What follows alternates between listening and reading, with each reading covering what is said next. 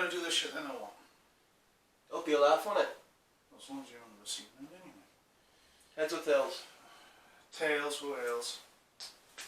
Sure? Very. Oh, for fuck. See, you're rigging it. You're fucking rigging it. I tell you what. This sucks. Shut up. Rock, paper, scissors. You're a Get on with it. I'm right here. Well, I enjoy the suspense. I fucking. How about that? Right then, guys. We're here to review Le Mans 66, also known as Ford versus Ferrari. And I have no expectations of this film, to be honest with you. But I know it stars Christian Bale, so I'm quite excited. Well, yeah, for me, I'm going to watch it for Christian Bale, but also I used to be a mechanic when I was a lot younger, so a bit of nostalgia there too, so yeah, we'll see what this film has to... Oh! Cinema alarm, time to go. Go ahead. Alright, see you in a bit.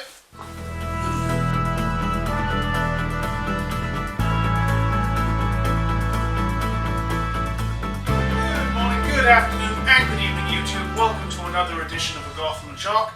Now, before we get into the film and what we thought about it, just a quick heads up. That's right, another spoiler review, though I'm sure you probably guessed that by now. Right, shall we? Le Mans 66, aka Ford vs Ferrari, is a 2019 American sports drama film directed by James Mangold. James Mangold is the bloke who wrote Oliver and Company, love that film, and he also directed hits such as Walk the Line, Free Ten to Humour and Logan. Ooh, Logan. The plot follows an eccentric but determined team of American engineers and designers, led by motor racing visionary Carroll Shelby, who is played by the popular Matt Damon! Matt Damon! Matt Damon! You may know Matt Damon as Jason Bourne, Will Hunting, or Private James Francis Ryan. That's a bit of a mouthful. The film also follows Shelby's British driver, Ken Miles, who is played by the cinematic Welsh legend Batman himself, Christian Bale. I'm Batman! No, dude, you're really not. I'm Batman! No, you're not. Okay. Christian Bale, who is known for killing Jared Leto in a fit of rage due to his shocking portrayal of the Joker. Disgraceful. Hey, Paul!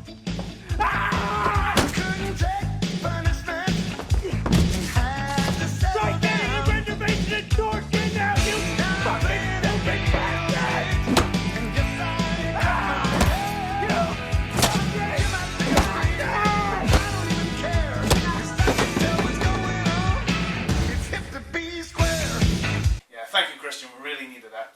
Shelby and Miles are dispatched by Henry Ford II with the mission of building the Ford GT40, a new racing car with the potential to finally defeat the seemingly unstoppable Ferrari racing team at the 1966 24 Hours of Le Mans race in France. It's Le Mans! Le Mans. The film is 2.5 hours long and has a rating of 12A.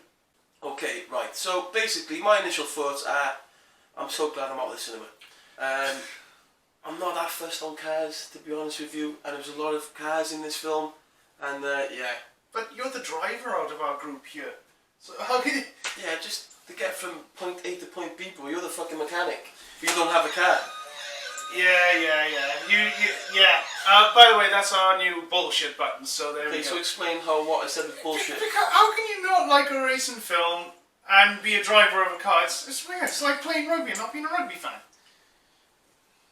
Fuck you! That's bullshit, bro! You're fucking talking shit, mate! Oh. I don't like cars, I don't have the passion for cars, okay? So, when I watched the fucking 2.5 hour film of cars, I was fucking bored. Alright? Okay. Fair enough. There's some great visuals, great sound, Christian Bale. Yeah. He's a good actor. I enjoy watching Christian Bale, but even so, I didn't really enjoy it all that much, okay? Over to you. Alright, fair enough. For me, though, it's not because it's a racing film or a car film or engineering film, call it what you will. For me, it felt like a textbook, no, not so much a textbook, a by-the-book film. You know, none of the characters kind of got out of their comfort zone. Every character filled a particular slot without sort of trying to overlap anyone else. So you had a dedicated villain, a dedicated betrayer, you had the rebel driver, and blah blah blah, and this and that. No one. It all fitted together too quick, too easily and too simple. There was no risk involved, This film's based on a true story, and the main character dies in the end, and he's portrayed as whiter than white. So it's not really fucking believable. Yeah. Everything was just too perfect, too by the book. Shut the fuck up. Let's move on. Okay. The altar of glory. Okay, great sound, great visuals. The race sequences, to be fair, they're pretty fucking awesome. Great. And if you love your cars, and if you, love your motor racing history, you will buzz for this film. But me personally, I don't, because I'm just not passionate about it. Also, I thought Matt Damon was great. I'm not really fussed on Matt Damon, but I would put him on the altar for this because he done a pretty good job. Yeah, to be fair. I'll agree with you with the in regards to the racing sequences, how the cars were coming apart, and the damage they were receiving. I thought that was incredible. You even see like brake discs heating up and all sorts of things. So I thought that was really exciting for me. And to be fair, Christian Bale's British slang, I laughed until I cried. Every time he came up with a British insult when he was driving, I thought, yeah, that's stereotypical British reaction. But you wanker. That one got me beautifully. I thought that was cool. But also, for me, what I would put in the altar as well is that I think they showed the history of motor racing. So like how they used to go about things, like the big factories, and how they were like trying to make the engines bigger and better. I think again, if you are really into your cars, you really would have had a fucking nerdgasm. The corner of failure. Okay, so one thing I want to put in the corner is Christian Bale's accent. And how long did you tell them that you needed? 200, 300 years? Yes, he was funny at times with the British slang, but the British accent wasn't all that. English accent. Yeah, well, English. For me, the way Christian Bale was speaking with his accent, it seemed like that's how everyone in the world views a British accent, and I thought that was just way too stereotypical. Yeah, cup of tea, cheese cup. You stop out, all that. But like it's like a mix between Cockney and like Northern. So for me, it wasn't really believable. Yeah. And also as well, this film is very stereotypical. It's like Matt Damon's character is what you would expect this stereotypical American sort of almost entrepreneurial sort of ex-racing driver would be like. His behaviour and his mannerisms. Henry Ford again, another one. Typical CEO. Yeah, and also like the owner of Ferrari, like he was like Enzo Ferrari. They made him out to be like an Italian mob boss. I was waiting for Robert De Niro to come around the corner or something before too long and have a quick quiet word in his ear. Don't you ever fucking call Robert De Niro, alright? Whoops. Dickhead. Anyway, yeah, also as well, going back to like the Italian mob boss thing, like he seemed to have like Italian minions who were doing like, very stereotypical, hand gestures when they're angry and all that shit. But, it's in the corner for a reason. Yeah, that's it sucks really. Why didn't you guys try pushing the boundaries a bit? Also, did this film need to be 2.5 hours long? Really? No, good point.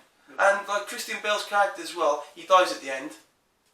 And he is portrayed as whiter than white, and which is very typical because he dies in the end. And with these films, when people die, they want to make them legends. And the thing is, this film is, let's say, based on a true story, but it's everything just seemed too perfect. You would expect it a bit more adversity and a bit more, Yeah, but you touched on this yourself. That's probably because it's a 12A, and they probably wanted to go for to get the biggest audience they could. But this is only going to, appeal to a specific group of people. So, yeah.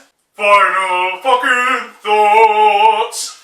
Right, if you love cars and you're passionate about cars and you're passionate about motor racing, go and watch this film. You will buzz for it. True. If you're like me and you're not really that fussed on motor racing and you just want to see Christian Bale and Matt Damon have a laugh in a film, then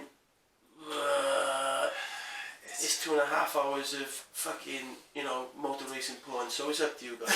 Yeah, good way of putting it, but yeah, I can't argue his point. It's a safe film, and I think that's the problem. Like you say, if you do love racing, if you love this sort of thing, you're going to be drooling and whatnot. But the average Joe, I'm just going to be repeating what he says here. The age rating, I think, is his biggest drawback, because even if it had just a 15 age rating, like you said when we were leaving the cinema, you didn't feel much about Christian Bale's character dying. But then again, when he does die, it's off in the distance, you don't see the crash. Whereas if it had a 15 age rating, they may have been a bit more truer to really what happens. You may have actually seen his death and felt it. And I think, they may have based this on a true story, but I think it's very loosely based. I think, they probably cut out a lot of stuff of what happened in regards to... I'm going to call bullshit there, bro. Why do you say that?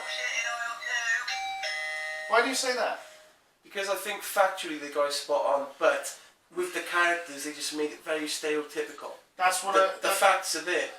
Yeah, well, that's pretty much the point I was trying to make, but I don't think trying to build a car in 90 days to beat Ferrari, would have been as simple as they made it out, in relatively speaking. I think there would have been a lot more politics and...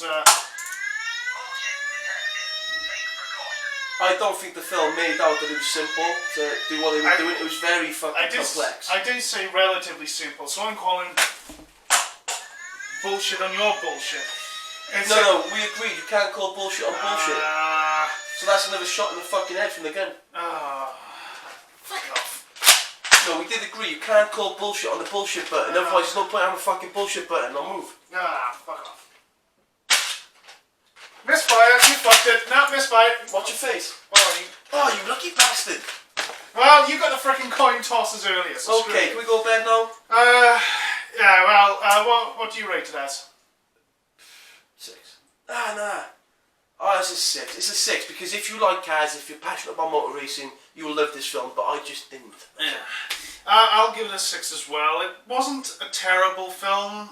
It was an okay film. It didn't push any boundaries, but again, I think you have to love this topic to get into the 7s, the 8s, and the 9s. So yeah. And that's the bottom line, to be fair. So we don't want to be overly critical for the sake of it, but if you love motor racing, go and watch the film. If you don't bother. Just wait for Frozen next week. So there we go, guys. That's it. So as you just said, next week I'm going to be watching Frozen. I'm going to be dedicating that film to my daughter. So like, comment, subscribe, and catch you on the flip side. See you next time. Take care. Bye.